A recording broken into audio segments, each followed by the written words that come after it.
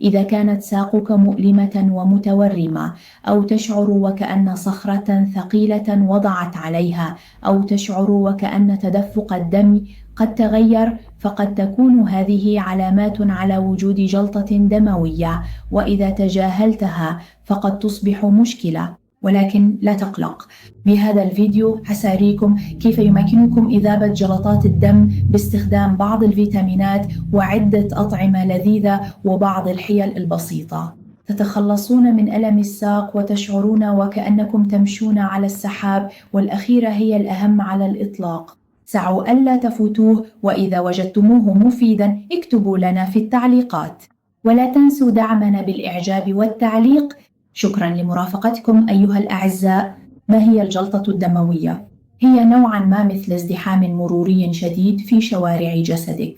دمك يعلق في الأوعية الدموية، الصفائح الدموية تلتصق ببعضها البعض وتشكل كتلة تسمى جلطة. هذه الجلطات غالبا ما تتكون في الساقين مثل حالة DVT أو تجلط الوريد العميق، ويمكن أن تسبب الألم والتورم وحتى مشاكل أكثر خطورة مثل الانصمام الرئوي. الإحصائيات تقول إن ملايين الأشخاص حول العالم يصابون سنوياً، خاصة أولئك الذين يجلسون لفترات طويلة بعد العمليات الجراحية أو أثناء الحمل والولادة. اليوم هنتعرف على الفيتامينات والأطعمة التي تعمل كبطل وتقضي على هذه الجلطات.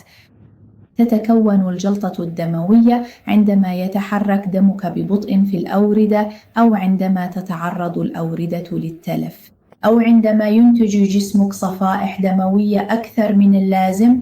هذه الجلطات تحتوي على بروتين يسمى الفيبرينين، الذي يعمل كشبكة عنكبوتية تلصق خلايا الدم ببعضها البعض. لماذا يجب أن نقلق؟ لأنه إذا علقت الجلطة في الأوردة العميقة لساقك قد ينفصل جزء منها وينتقل إلى رئتيك، وهذا ما يسمى بالانصمام الرئوي. هنا تصبح المسألة خطيرة. ما هي أعراض الجلطة الدموية في الساق؟ ألم في الساق، حساسية في بطة الساق أو الفخذ، تورم غير طبيعي في الساق، شعور بالحرارة واحمرار في مكان الجلطة، شعور بثقل في الساق.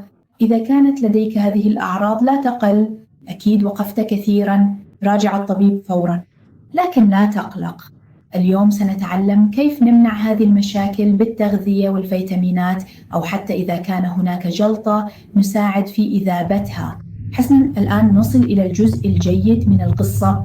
الفيتامينات اللي تعمل مثل المكنسة الكهربائية وتجمع الجلطات وتنظف مجرى الدم. ما هي هذه الفيتامينات؟ دعونا نتحقق منها معا. رقم 1 هو فيتامين إي، حارس الأوعية الدموية. فيتامين إي أو مضاد الأكسدة القوي الذي يمنع الصفائح الدموية من الالتصاق ببعضها وتكوين الجلطات، ويسمى مميع الدم الطبيعي.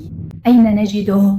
في زيت الزيتون، اللوز، البندق، الأفوكادو وبذور دوار الشمس. كيف نستهلكه؟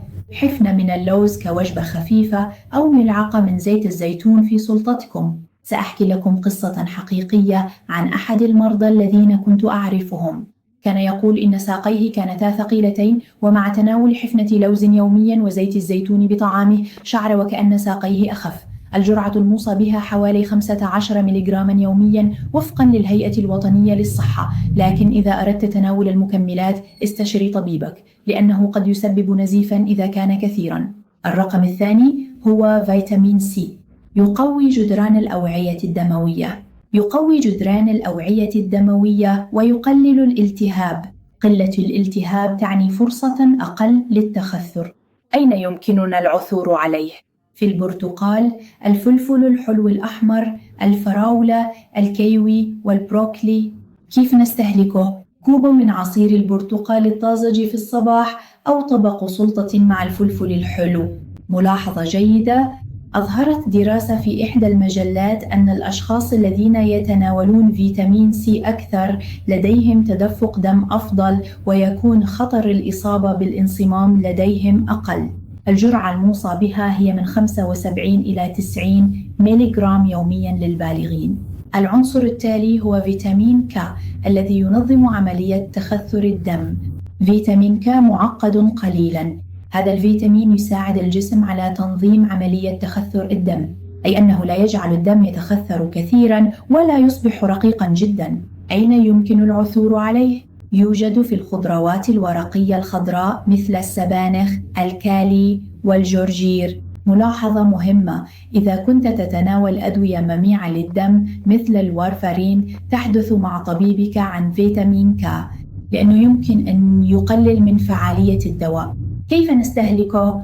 طبق من سلطة السبانخ مع قليل من الليمون وزيت الزيتون، فهو لذيذ جدا وفعال أيضا. العنصر التالي هو أوميغا 3 الذي يعتبر أكثر من مجرد فيتامين، بل هو ساحر حقيقي. أوميغا 3 هي أحماض دهنية أساسية تقلل الالتهاب وتمنع التصاق الصفائح الدموية ببعضها البعض، مما يحسن تدفق الدم. والآن كيف نستهلكه؟ يوجد في الأسماك الدهنية مثل السلمون والسردين، وكذلك في الجوز وبذور الكتان وزيت السمك. تناولوا السمك المشوي مرتين في الأسبوع، أو أضيفوا ملعقة من بذور الكتان إلى عصيركم الصباحي.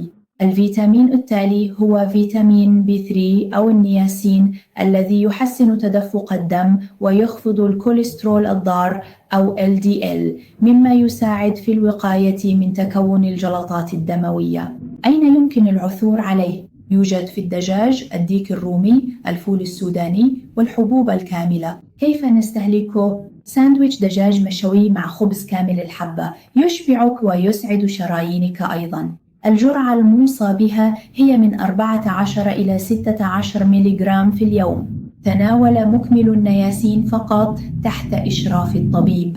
والآن بعد أن تعلمنا كل ما يتعلق بالفيتامينات، دعونا ننتقل إلى بعض الأطعمة والحيل الجيدة التي ستنظف شرايينك مثل المكنسة. رقم 1: الثوم هو منقي الدم. الثوم هو أحد مضادات الأكسدة القوية التي تمتلك خصائص مضادة للتخثر. أظهرت الدراسات أن الثوم يعمل على تقليل التصاق الصفائح الدموية. كيف يجب علينا أن نأكله؟ يمكننا استخدام فص ثوم خام مفروم في الزبادي أو إضافة القليل من الثوم الطازج إلى الطعام. والحيلة هنا هي أنه إذا كنت قلقاً من رائحة الثوم، تناوله مع البقدونس لتقليل رائحته.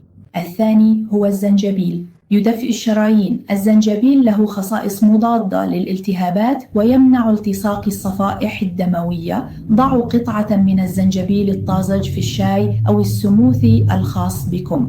العنصر التالي هو الكركم. الكركمين مفيد جدا للأوعية الدموية، يساعد على تحسين تدفق الدم. ملعقة من الكركم في الطعام أو كوب من الحليب يمكن أن يصنع المعجزات، خاصة قبل خوابكم.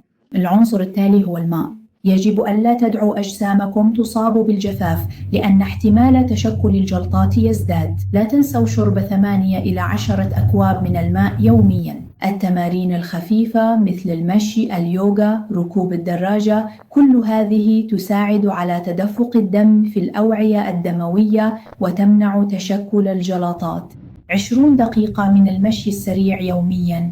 إذا كنت تعاني من ألم في الساقين، ابدأ بتمارين التمدد البسيطة بهذه الطريقة حتى لا تتعب كثيراً. تجنب الجلوس لفترات طويلة. إذا كنت موظفاً أو تجلس كثيراً في السيارة أو الطائرة، انهض كل ساعة أو ساعتين وامشي قليلاً. هذا الفعل يحسن تدفق الدم في ساقيك. التدخين والكحول يضيقان الأوعية الدموية ويزيدان من احتمال تشكل الجلطات.